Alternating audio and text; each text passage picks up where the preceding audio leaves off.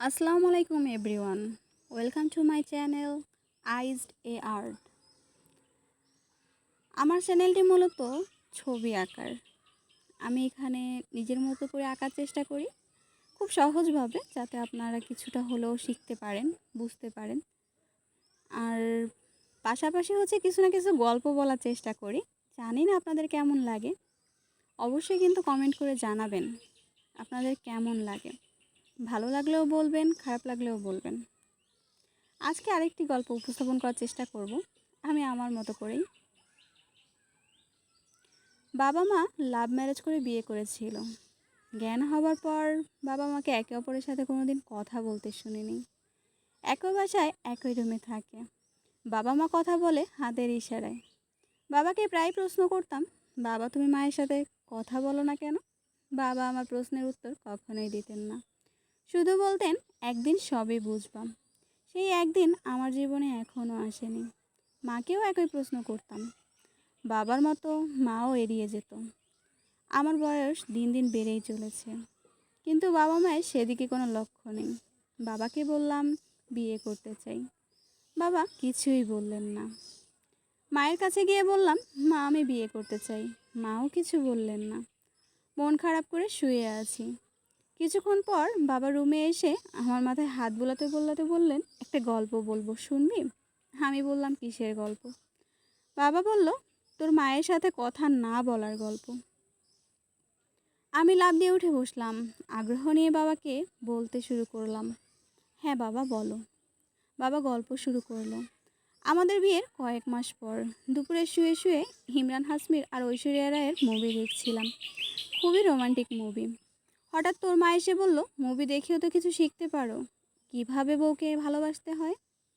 আমার মুডটা খারাপ হয়ে গেল। মুভি দেখার বাধা পড়লে আমার মুড খারাপ হয়। বিয়ের পর থেকে শান্তি মতন একটা মুভিও দেখতে পেলাম না তোর মায়ের যন্ত্রণায়। তোর মা আবার বলল, ইমরান হাসমিকে দেখো কি রোমান্টিক, বউকে কত কেয়ার করে। আমি কোনো কথা বললাম না, মনোযোগ দিয়ে চুপচাপ মুভি দেখায় মন দিলাম। মুভিটা বেশ ভালো লাগছিল। ইমরান হাসমির রোমান্টিক মুভি আমার সব সময় ভালো লাগে। তোর মা আবারও বলে উঠল, বউকে কীভাবে ভালোবাসতে হয় এবার বুঝতে পারছো? নিজেকে আর ধরে রাখতে পারলাম না, মেজাজটা খারাপ হয়ে গেল। রেগে গিয়ে বললাম, ইমরান হাসমির এইটুকু ভালোবাসায় আর কেয়ারের জন্য পারিশ্রমিক পাইছে তাকে তুমি জানো? তোর মা তো এবার রেগে তেলে বেগুনে জ্বলে উঠল, মুখে যা আসছে তাই বলল। মুহূর্তে কঠিন ঝগড়ায় পরিণত হলো। আমি তোর মাকে থামাতে পারছি না, বাধ্য হয়ে এক পর্যায়ে রাগ করে বাসা থেকে বেরিয়ে গেলাম। বাসা থেকে একটু দূরে পার্কে বসে আছি। একটু পরে ফোনে শুনতে পেলাম তোর মা নাকি বিষ খেয়েছে। বাসায় এসলাম, তোর মা অজ্ঞান হয়ে আছে, তাকে হাসপাতালে নিয়ে গেলাম। কিছুক্ষণ পর ডাক্তার এসে বলল আর বিপদের কিছু নাই, পেটের বিষ সব বের হয়েছে, চাইলে এখন দেখা করতে পারবেন। আমি ভিতরে যাওয়ার সাথে সাথে তোর মা আবার ঝগড়া শুরু করে দিল। আমার মরামুখ দেখার খুব শখ, তাই না? কোনো রকম তোর মাকে শান্ত করলাম।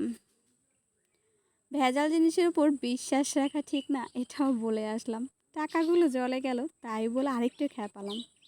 তোর মা হাসপাতালের মধ্যেই ঝগড়া শুরু করলো। আমাদের ঝগড়া থেকে পাশের রুম থেকে ডাক্তার দৌড়ে আসে। ডাক্তার এসে আমাদেরকে বোঝানোর চেষ্টা করলো, কিন্তু না, তোর মা কিছুতেই সরি বলবে না। তোর মা তো সরি বলতেই নারাজ।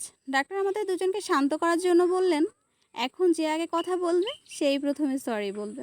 বাসায় গিয়ে দুজনের মধ্যে যে আগে কথা বলা শুরু করবে সে প্রথমে সরি বলবে, তারপর কথা বলবেন। এই কথা শুনে তোর মা চুপ হয়ে গেল। আমিও আর কোনো কথাই বললাম না। সেই থেকে তোর মায়ের সাথে আমার কথা বলাই বন্ধ।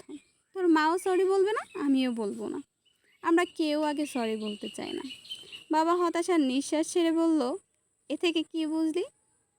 আমি হতাশার নিঃশ্বাস ছেড়ে বাবাকে বললাম, বাবা আমি জীবনে বিয়ে করতে চাই না। আর যাই হোক, এভাবে সরি বলা আমার পক্ষেও সম্ভব না। তবে একটা জিনিস বুঝতে পারলাম, দুজনের ভিতরে যে ইগোটা রয়েছে, এই ইগোটার জন্য তাদের জীবনের অনেকটা বছর নষ্ট হয়েছে। তারা একে অপরের সাথে কথা বলে না। তাদের নিজেদের ভিতরে যে ভাব রয়েছে, মনের একটা আশা রয়েছে, তা প্রকাশ করতেও পারে না, শুধুমাত্র ইগোর কারণে। মুখে যতই বলি বাবা আর বিয়ে করব না, কিন্তু মনে মনে ভাবতে লাগলাম আমার ইগোটাই আমাকে ত্যাগ করতে হবে। না হলে আমার অবস্থাও যে বাবা মায়ের মতন হবে। নিজের ভালোবাসা কখনোই আমি আমার প্রিয়তমার কাছে প্রকাশ করতে পারবো না। এর থেকে দুঃখের আর কি হতে পারে?